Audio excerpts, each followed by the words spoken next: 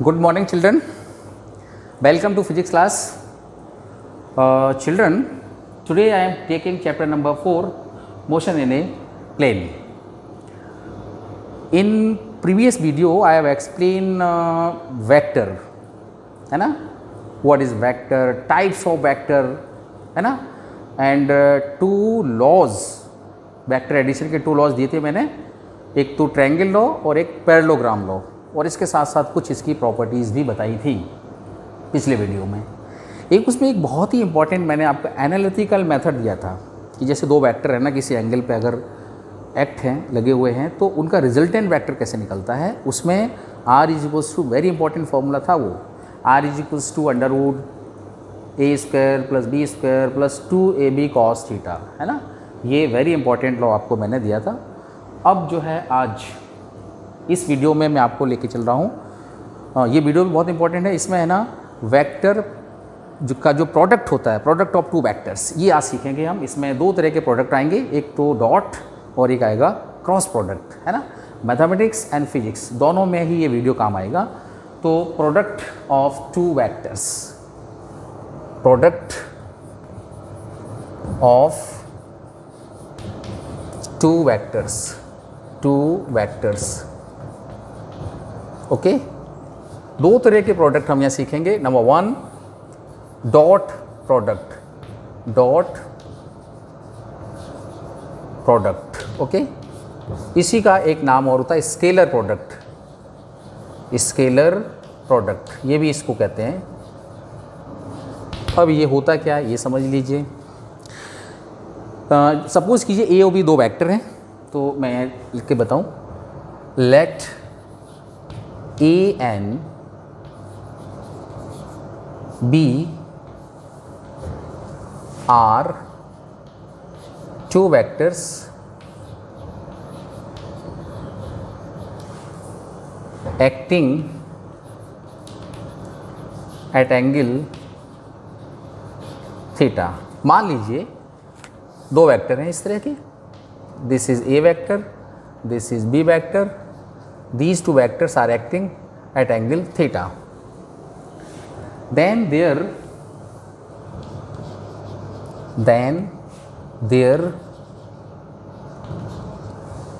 dot product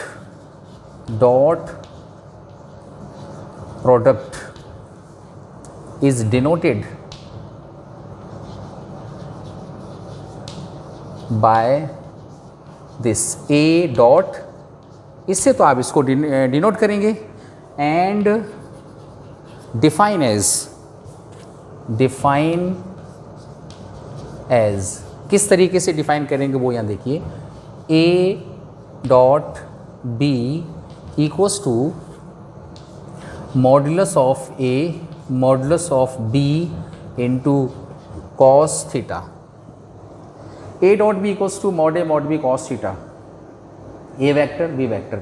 यहाँ modulus of A का मतलब है इस वेक्टर का मैग्नीट्यूड, मॉड बी का मतलब magnitude of second vector, and cos theta angle between two vectors, right. तो A dot B is equals to mod A mod B cos theta. This is the definition of dot product. इनके बीच में dot का sign आता है, dot product के नाम से जाना जाता है। स्केलर प्रोडक्ट इसको क्यों कहते हैं, ये क्वेश्चन आता है कि जब ये डॉट में है तो इसका नाम स्केलर प्रोडक्ट क्यों रखा गया है। देखिए, इस तरह के प्रोडक्ट में जो रिजल्ट होता है वो हमेशा स्केलर क्वांटिटी में आता है। दो तरह की क्वांटिटी आपने देखी ना, vector quantity and scalar quantity. तो यहाँ जो रिजल्ट आएगा, इसका जो फाइनल आंसर होगा, this answer will be in scalar form. So this product is also known by scalar product. आप यहाँ मेंशन भी कर सकते हैं, लिख लो। The result of this is in scalar form, so this product is also known by scalar product, okay. तो एक इसका रीज़न यही है कि इसमें जो आंसर है, इसका जो रिज़ल्ट है वो स्केलर फॉर्म में आता है, इसलिए हम इसको स्केलर प्रोडक्ट भी कहते हैं। और डॉट प्रोडक्ट या स्केलर प्रोडक्ट की डेफिनेशन ये है कि the product of two vector is defined as the multiplication of two vector first of all multiply two vector and multiplication with angle cosine value of angle, दोनों के बीच में जो angle है ना उसकी कॉस वैल्यू से मल्टीप्लाई कर दीजिए। सो this is the dot product, right. अब इसको और थोड़ा समझने की कोशिश करें, इसका फिजिकल मीनिंग क्या होती है वो देखते हैं। फिजिकल इंपॉर्टेंस देखिए, यहाँ पे एक चीज़ आपने पढ़ी होगी कि अगर मान लीजिए ये कोई ऑब्जेक्ट है, हम इस ऑब्जेक्ट पे फोर्स अप्लाई कर रहे हैं, this force F force is apply on this object, क्या होगा? स्टेशन पे आपने देखा होगा, रेलवे स्टेशन पे पुलिस क्या करते हैं, एक उनके पास ट्रॉली होती है, ट्रॉली को थोड़ा ग्राउंड से ऊपर करके फिर उसको खींचते हैं तो ट्रॉली आगे बढ़ती है। तो ऐसे ही मैंने इस ऑब्जेक्ट पे जब फोर्स इस डायरेक्शन में लगाया, इस डायरेक्शन में जब से फोर्स लगाते हैं तो ये ऑब्जेक्ट आगे आता है। सपोज करो ये पोजीशन इसकी बन जाती है ना, ए पॉइंट से वो बी पॉइंट पे आ जाएगा जब आप उसे इस डायरेक्शन में फोर्स लगाते हैं। भाई फोर्स तो मैंने इस डायरेक्शन में अप्लाई किया था, ऑब्जेक्ट स्ट्रेट आगे मूव करता है, क्यों करता है? तो यहाँ फोर्स का एक कंपोनेंट, इस फोर्स का एक कंपोनेंट इस डायरेक्शन में भी आता है जो F cos थीटा होता है। This is F cos theta. Ground पे कोई ऑब्जेक्ट रखा है, जब उसे किसी एंगल से उसको खींचेंगे अपनी तरफ तो जो फोर्स अप्लाई किया जा रहा है, this force is divided in two component, one horizontal component and second vertical component. इन दोनों कंपोनेंट के एक्शन आपको दिखेंगे। वर्टिकल कंपोनेंट से फोर्स, इस ऑब्जेक्ट का कुछ पार्ट ग्राउंड से ऊपर आ जाएगा, मीन्स आगे वाला पीछे वाला पोर्शन ग्राउंड पर टच करेगा लेकिन आगे वाला थोड़ा ऊपर उठ जाएगा। और इस कंपोनेंट की वजह से, हॉरिजॉन्टल कंपोनेंट की वजह से ये ऑब्जेक्ट आगे की तरफ मूव करेगा। तो दोनों कंपोनेंट यहाँ पे एक्ट होते हैं। तो यहाँ पे पॉइंट ए से पॉइंट बी तक ये जो डिस्प्लेसमेंट है, मान लो सपोज ये दिस इज एस डिस्प्लेसमेंट, तो ए से बी तक एस जो डिस्प्लेसमेंट हुआ है इस ऑब्जेक्ट का, वो होता है due to this force F cos theta की वजह से। ये जो है अप्लाइड फोर्स का एक कंपोनेंट है ना, जितना फोर्स आपने अप्लाई किया है उसके एक कंपोनेंट से ऑब्जेक्ट आपका डिस्प्लेस्ड होता है। अगर मैं यहाँ वर्क की बात करूँ, व्हाट इज़ वर्क, कितना वर्क आपने यहाँ पे किया, इस ऑब्जेक्ट को ए से बी तक लाने में जो वर्क डन है, वर्क डन क्या होता है, कितना फोर्स और उस फोर्स की वजह से कितना डिस्प्लेसमेंट होता है, फोर्स इनटू डिस्प्लेसमेंट। तो this is F cos theta, this is the force and displacement is S, F cos theta into S। और जैसे अभी मैंने यहाँ पे A dot B equals to A B cos theta लिखा था, मॉड A का मतलब A होता है, मैग्नीट्यूड ऑफ ए वेक्टर का मतलब, इसको हम A भी लिख सकते हैं, ये मैग्नीट्यूड वैल्यू होती है। तो यहाँ पे एफ एस कॉस थीटा, अगर मैं इसे वेक्टर के फॉर्म में देना चाहूँ तो ये हो जाएगा F vector dot S vector. ये जो है वेक्टर का फॉर्मूला ये है एफ एस कॉस थीटा, और इस फॉर्मूले को हमने वेक्टर के नहीं, ये किसका, वर्क का फॉर्मूला है, वर्क का एफ एस कॉस थीटा। मैंने इस वर्क के फॉर्मूले को वेक्टर फॉर्म में शो किया F डॉट S, लेकिन इसके ऊपर वेक्टर नहीं लगाया क्योंकि वर्क स्केलर क्वांटिटी है। अभी मैंने देखा था ना, ये जो डॉट प्रोडक्ट है इसको स्केलर प्रोडक्ट भी कहते हैं। क्यों? क्योंकि इसका जो सॉल्यूशन है ना, फाइनल जो वैल्यू होगी, this value will be in scalar form. तो जो वर्क आएगा, टोटल वर्क होगा, वो स्केलर फॉर्म में आ जाएगा, यहाँ वेक्टर लगाने की जरूरत नहीं है, राइट। तो F dot S, this is the vector form of work. Work वैसे स्केलर क्वांटिटी है लेकिन हम उसे वेक्टर फॉर्म में इस तरीके से लिखते हैं, ठीक है। तो ये जो है मैंने आपको एक बता दिया उसका डॉट प्रोडक्ट का। फिर अब मैं इसमें और जो है आई जे के फॉर्म में भी इसको समझाता हूँ आपको कि डॉट प्रोडक्ट को हम आई जे और के फॉर्म में कैसे लिखते हैं। मैथमेटिक्स के बच्चों के भी बहुत काम आएगा ये। देखिए आई जे एंड के, मैंने प्रीवियस लेक्चर में आपको शायद बताया था, ये 3 कंपोनेंट होते हैं, आई कंपोनेंट, जे कंपोनेंट एंड के component. These 3 components are in x direction, y direction and z direction of unit length. Unit component हैं, यूनिट वेक्टर्स हैं ये आई, जे और के. आई, जे और के, इनकी वैल्यू हमेशा 1 होती है.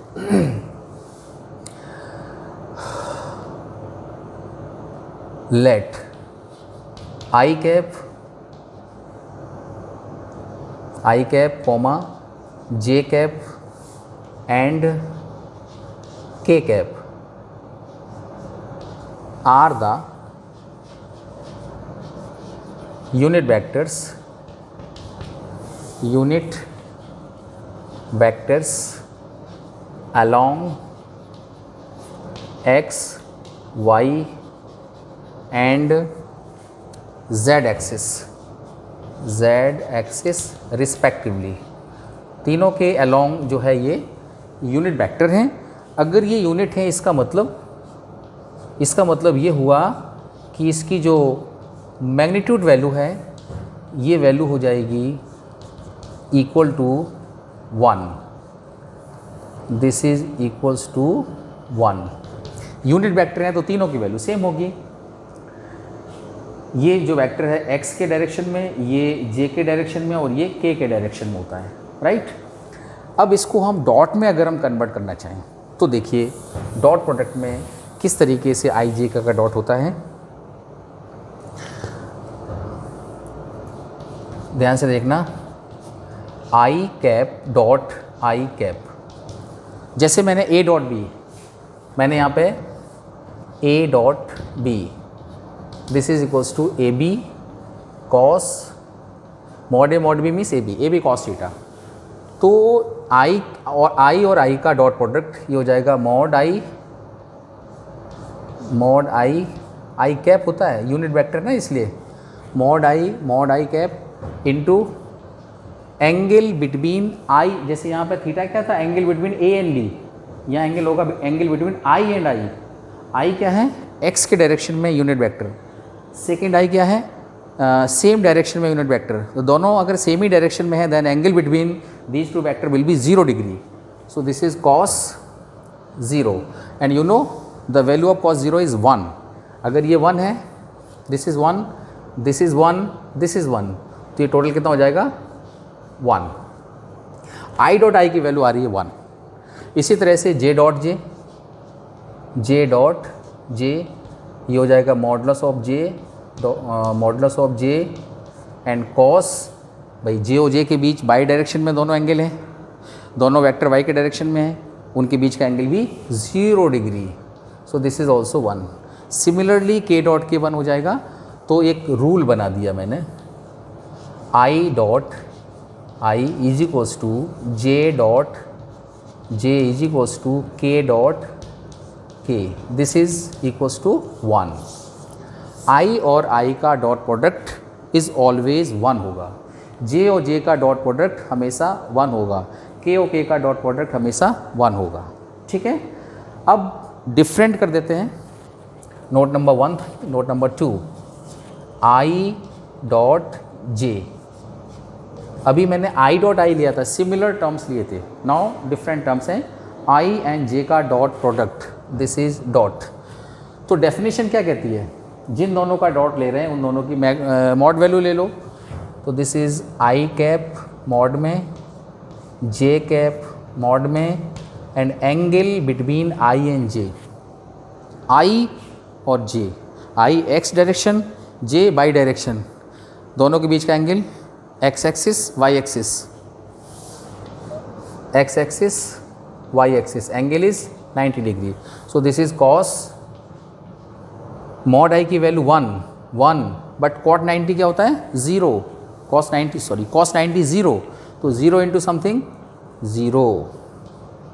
डिफरेंट केस में आई डॉट जे की वैल्यू निकाली तो आ रही 0, जबकि आई डॉट आई की वैल्यू क्या आ रही थी 1. ऐसे ही अगर हम जे डॉट के की बात करें तो this is mod J mod के एंड कॉस, ये वाई डायरेक्शन, ये z 90 और कॉस 90 क्या होता है 0. तो कुल मिला के आप ये कह सकते हैं डिफरेंट के केस में अगर डॉट करेंगे 0 आएगा, सिमिलर के केस में इसकी वैल्यू 1 आएगी। तो आप एक यहाँ लिख दो नंबर 2 में i dot j dot k dot i equals to 0। Second law ये बन गया, फर्स्ट लॉ ये, सेकेंड वो। ये हमने कंपोनेंट के फॉर्म में इसका डॉट प्रोडक्ट देखा, राइट। अब अगर मैं एक छोटा सा एग्जांपल लेता हूँ, फिर मैं इसमें कुछ और चीज़ें आपको बताएंगे, ये नोट कर लेना। इसके बाद एक एग्जांपल लेता हूँ मैं डॉट प्रोडक्ट का, शानदार एग्जांपल है ये।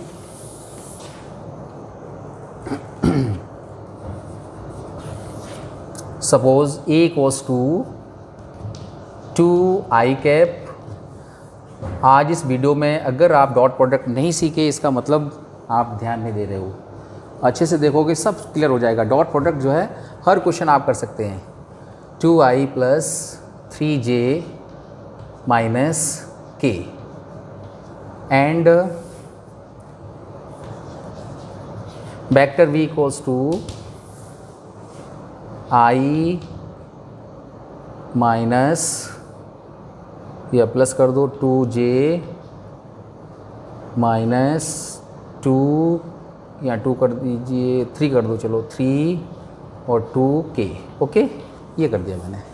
If a equals to this, a equals to this and b equals to this, then find a dot b।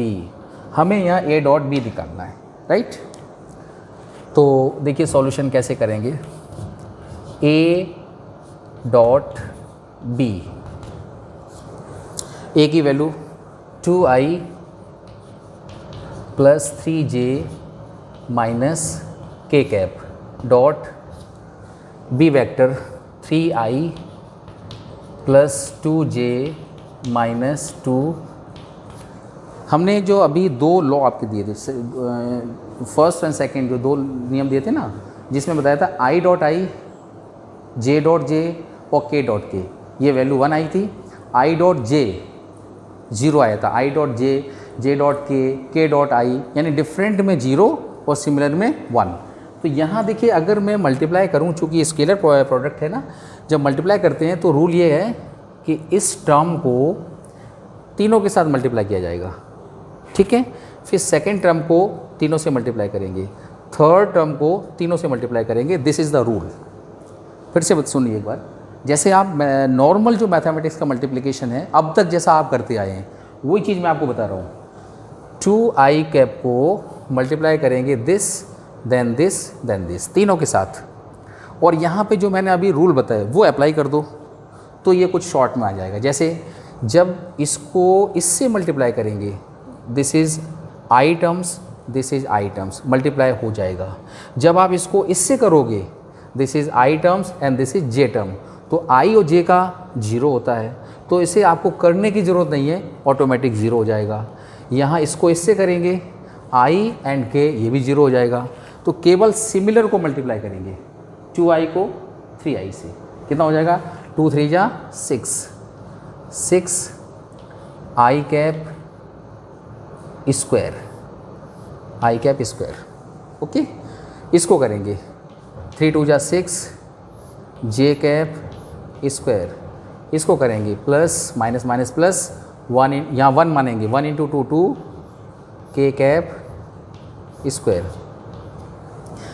हमने बताया था आई डॉट आई 1, आई डॉट आई क्या होता है, आई स्क्वायर, तो ये 1 हो जाएगा, ये 1 हो जाएगा, ये 1 हो जाएगा। सो this is 6 plus 2 14। Scalar product है इसलिए कोई आई कैप जे कैप नहीं आएगा इसमें, सिंपल 14 आ गया।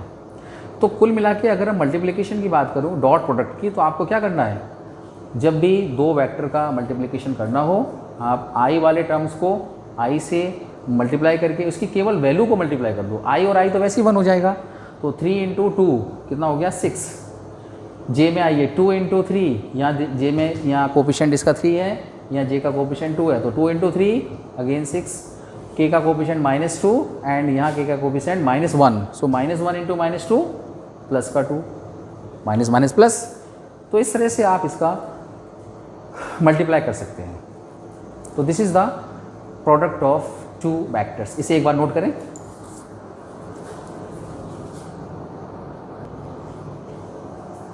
Yes, have you noted? अब इसी में एक दो चीज़ और आपको बता दें। मान लो ये क्वेश्चन है हमारे पास, ये सेकंड नाम दे दो इसको, example number 2। If A this and B this then find the value of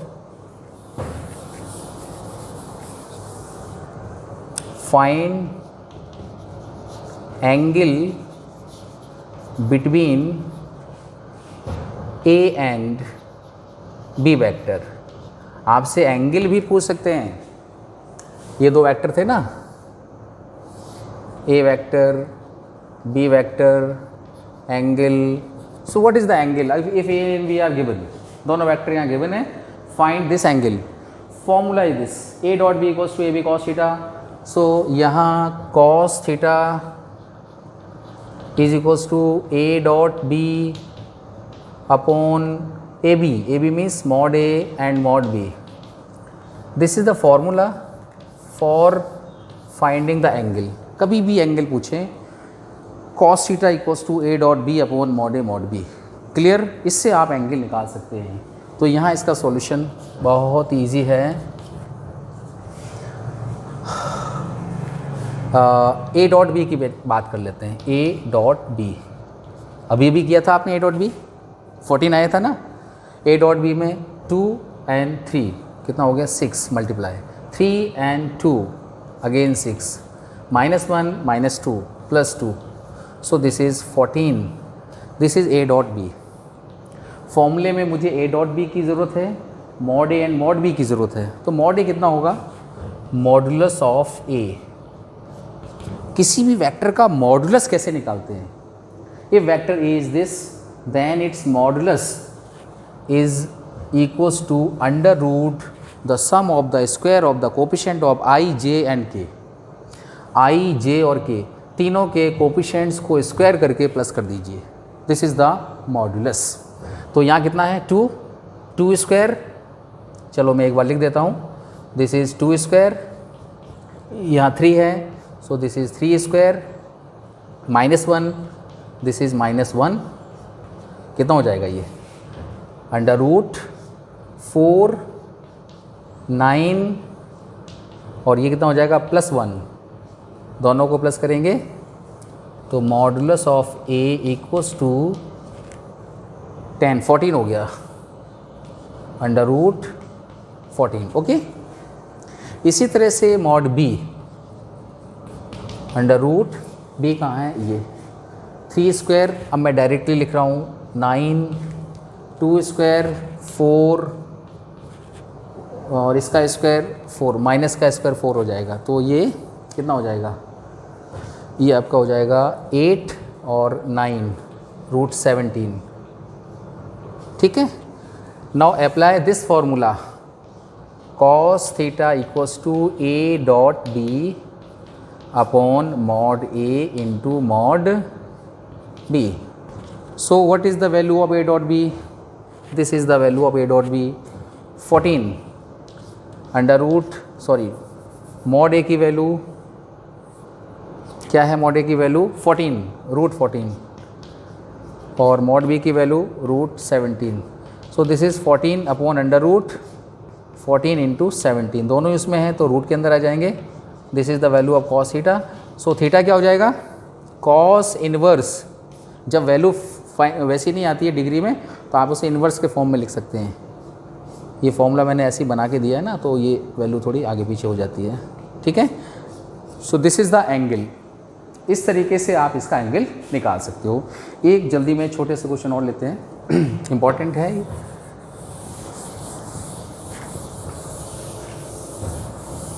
note करें इसको। ये डॉट आपका आज ख़त्म हो जाएगा इसमें। Example number 3। Okay. Find lambda if vector ए इस परपेंडिकुलर वेक्टर बी। ए और बी दोनों परपेंडिकुलर हैं, आपको लैम्डा की वैल्यू बतानी है। वेयर ए वेक्टर क्या है? 2i cap plus lambda j plus 3k and vector b क्या है 3i cap plus j plus minus 8k cap. मान लो ये है, ये वेक्टर a है, ये वेक्टर b है और ये लिखा a and b both are perpendicular, then find the value of lambda. अच्छा क्वेश्चन है, एग्जाम में आता है ये।